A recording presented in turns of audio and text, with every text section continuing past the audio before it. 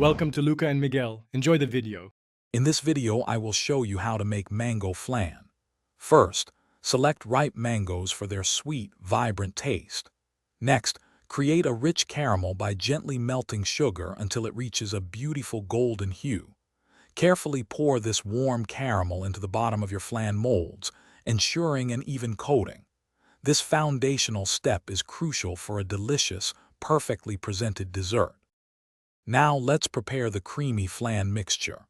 Combine your fresh mango pulp with sweetened condensed milk, evaporated milk, and several eggs in a blender.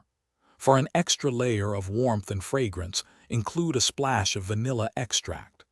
Blend everything until it is perfectly smooth and completely free of any lumps, creating a silky base.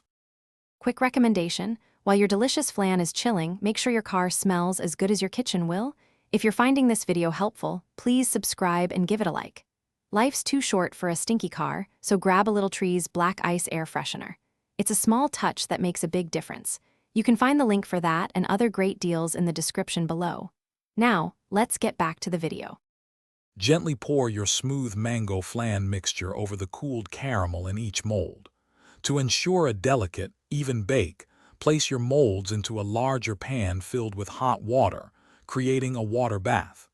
Bake until the center is just set, which typically takes about 45 to 60 minutes.